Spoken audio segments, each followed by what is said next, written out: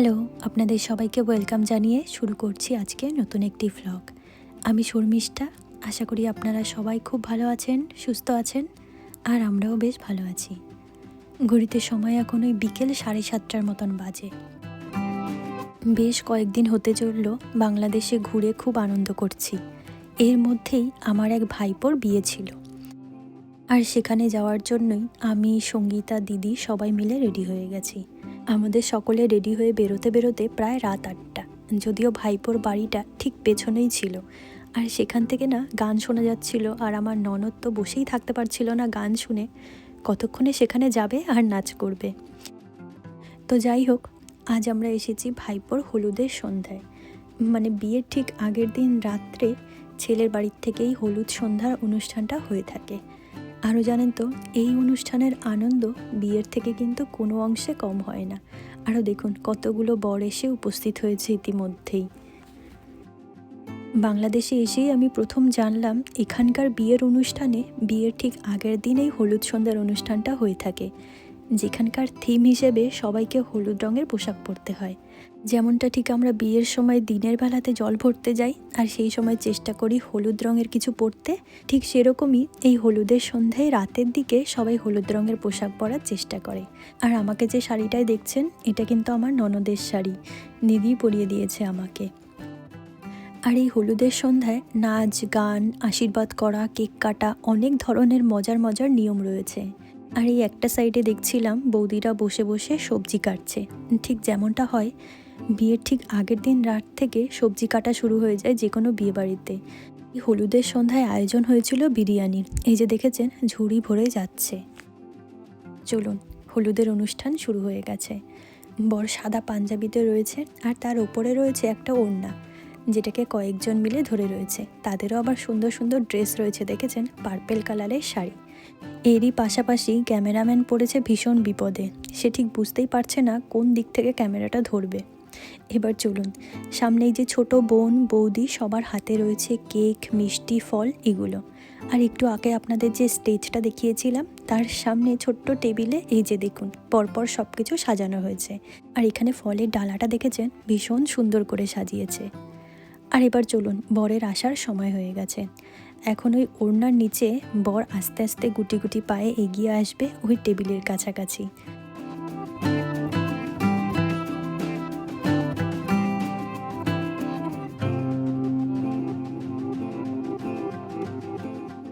এদিকে পাত্র চলে এসেছে স্টেজের ওপরে। এখন চলবে কিছুক্ষণ ধরে নানান রকম স্টাইলে ছবি তোলা। আর এই রাতের দিকে সানগ্লাস দেখে আপনারা কিন্তু কেউ ঘাবড়ে যাবেন না। এই রাতের বেলায় সানগ্লাস পরে ছবি তোলা, এটা কিন্তু এই হলুদ সন্ধ্যের খুব ভাইটাল একটা পার্ট, যেটাকে কিন্তু কোনোভাবেই বাদ দিলে চলবে না। আর এবার চলছে ভাইপোর একের পর এক পোজ দিয়ে ছবি তোলা।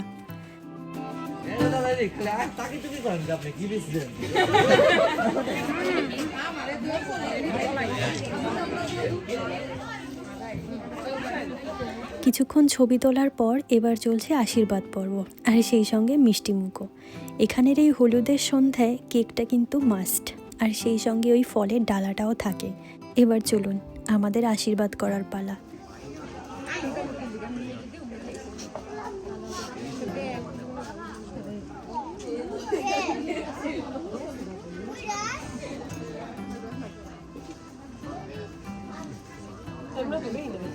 তবে জানেন তো, এই নিয়ম আমার কাছে একেবারে নতুন। স্টেজে যখন উঠেছিলাম, স্টেজের সামনে না অনেক মানুষজন দাঁড়িয়েছিল, আর তারা যদিও বা ভাইপোর জন্যই দাঁড়িয়েছিল, তবে স্টেজের ওপর থেকে এত মানুষজন দেখে আমার তো ভীষণ লজ্জা লাগছিল। আর ইনি ছিলেন আমাদের বৌদি।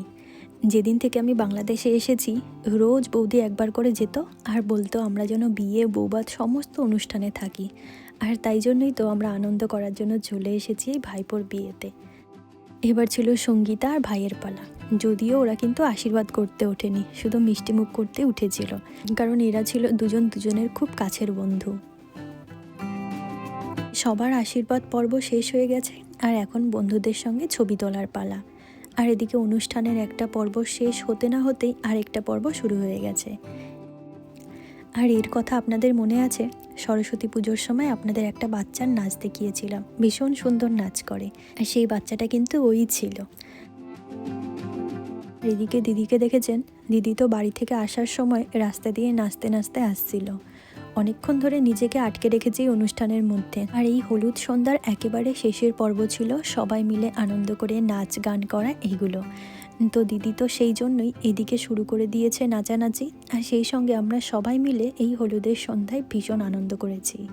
আর সবথেকে বড় কথা, আমি যেদিন প্রথম বাংলাদেশে এসেছিলাম, বাড়িতে যাওয়ার সময় রাস্তায় যত কাকিমা বৌদিদের সঙ্গে দেখা হয়েছিল তাদের সবাইকে পেয়েছিলাম এই বিয়েতে।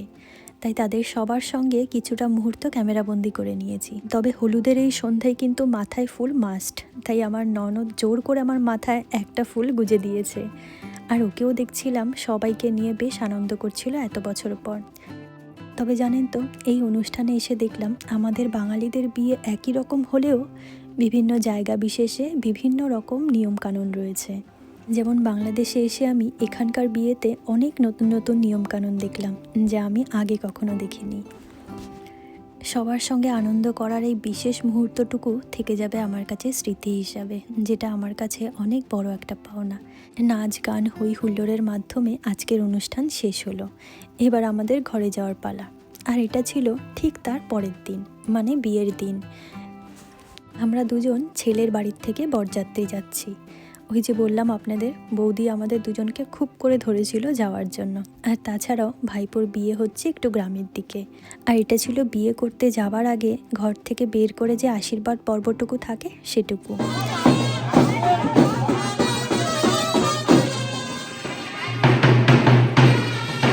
চলুন আমরা রাস্তার দিকে যাই।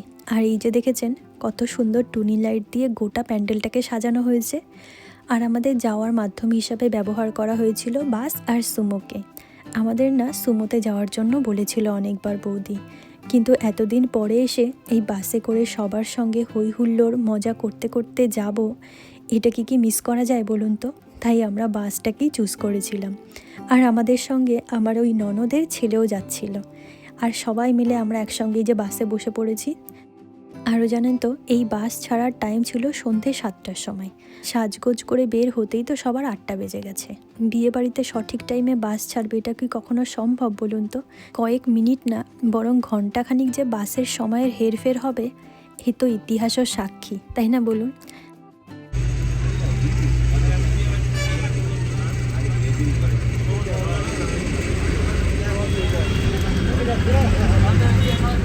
এবার চলুন, আমরা পৌঁছে গেছি। সবাই মিলে একটা জায়গায় এসে জড়ো হয়েছি, যেমনটা ঠিক হয় বিয়েবাড়িতে। আর ভাইপো তো অনেক আগেই চলে এসেছে গাড়িতে করে। এখন আমরা সবাই মিলে হেঁটে হেঁটে মেয়ের বাড়িতে যাব। এদিকে ভাইপোর এখন ফাইনাল টাচ চলছে। আর এখন ভাইপোকে ধরে বেঁধে নিয়ে যাওয়া হচ্ছে বিয়ে করতে যাওয়ার জন্য।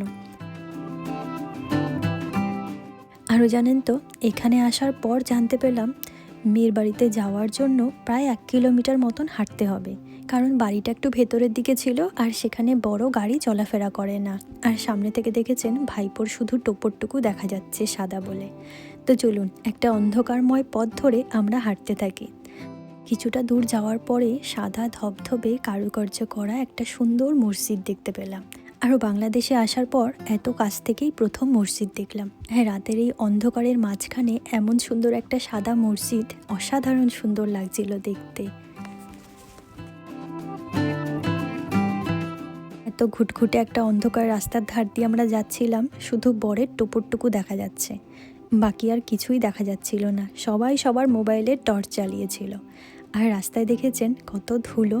এই ধুলো পাড়িয়ে পাড়িয়ে বিয়ে বাড়িতে যাওয়ার মজাই আলাদা।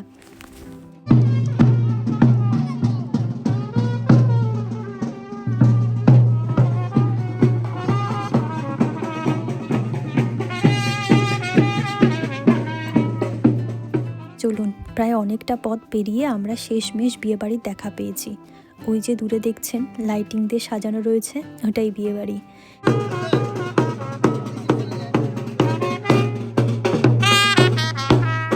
এতটা রাস্তা হেঁটে আসার পরেও কিন্তু আমাদের রেহাই নেই।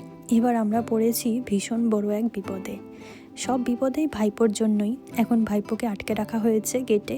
কিছু টাকা পয়সা না দিলে তাকে ছাড়া হবে না।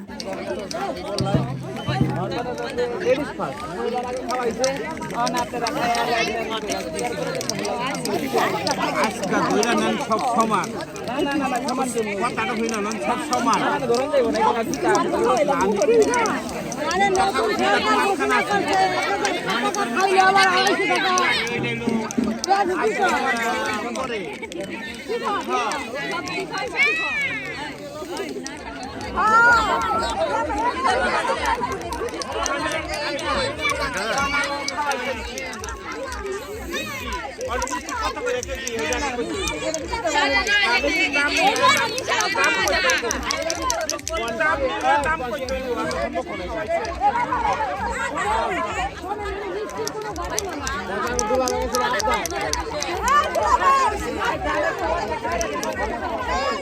এখন সব শেষে যেটা হয় আর কি, অনেক যুক্তি তর্ক দেখানোর পর শেষমেশ ছেলেপক্ষ হেরে গিয়ে কিছুটা সময় এখন বসে রয়েছে।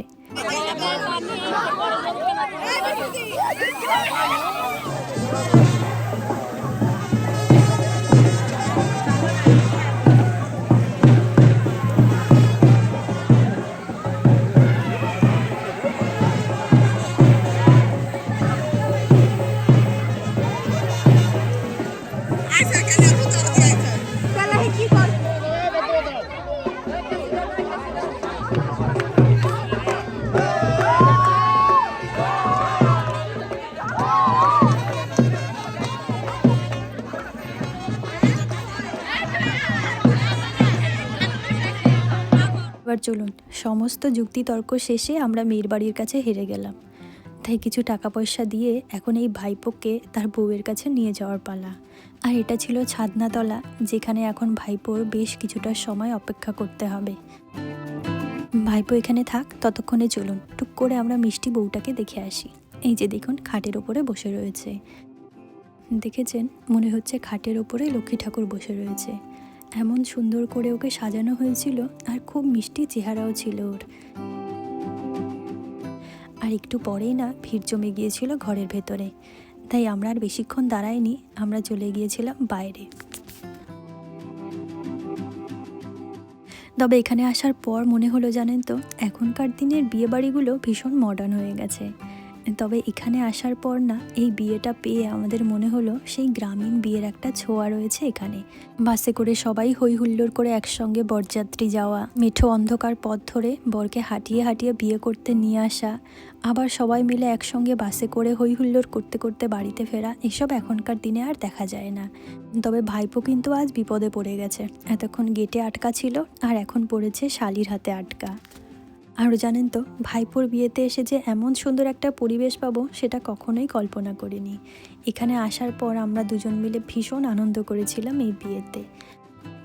আর এখন ছিল বিয়ে বাড়িতে জমিয়ে খাবার খাওয়ার পালা। তবে এখানে এসে না আরও কিছু নতুন নিয়ম দেখলাম। এখানে খাবার না প্লেটে সার্ভ করা হয় না, সামনে দিয়ে দেওয়া হয়, যে যার পছন্দ মতন খাবার নিয়ে নেয়।